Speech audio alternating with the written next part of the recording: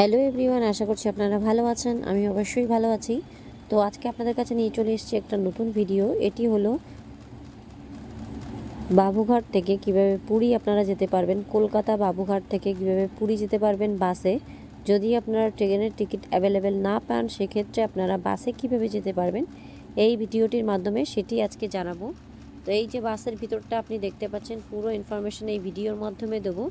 এটা কিন্তু dynamic fair থাকে, যেটা থাকে প্রথমে বলে দিচ্ছি আপনাদের। আপনারা যদি স্পটে গিয়ে বুক করেন তাহলে কিন্তু আপনি একটু কম প্রাইসটা পেয়ে যাবেন সিট অ্যাভেলেবেল থাকলে। দেখুন সিটগুলো কত সুন্দর চওড়া, আর এখানে কিন্তু কম্বল দেওয়া আছে, এসি আছে, ফুল এসি। আর এখানে তো বড় একটা জানলা তো দেওয়া আছে। তাছাড়া এখানে পর্দা দেওয়া রয়েছে, এক সাইডে সিঙ্গেল সিট, এক সাইডে ডাবল সিট। তারপরে বালিশও রয়েছে, টয়লেট আছে বাসে, আর নিচে আসে বসার সিট, ওপরে আছে শোয়ার সিট। তো এখানে সময় লাগে মাত্র 10 ঘন্টা।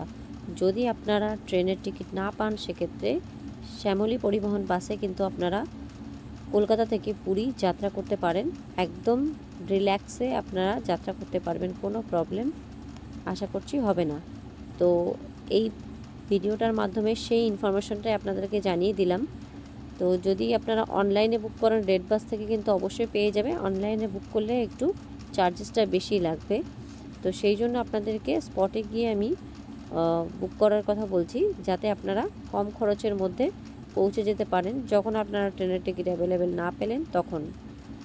আর এছাড়া এর আগে আপনাদের যে ভিডিও দেখিয়েছি সেটি হচ্ছে হাওড়া থেকে পুরী বন্দে ভারতের ভিডিও। যারা আমার আগের ভিডিওটি দেখেননি তারা অবশ্যই কিন্তু ভিডিওটি দেখতে পারেন। তো আমাদের বাস এখন স্টার্ট করে দিয়েছে, একদম এক্স্যাক্ট 8টা থেকে চালু করে দিয়েছে। এবার একটি ব্রেক টাইম রয়েছে এনাদের, তো সেখানে 1 ঘন্টা ব্রেক টাইম দিয়ে আবার কিন্তু পৌঁছে গেলাম আমরা সকালবেলা একদম পুরীতে।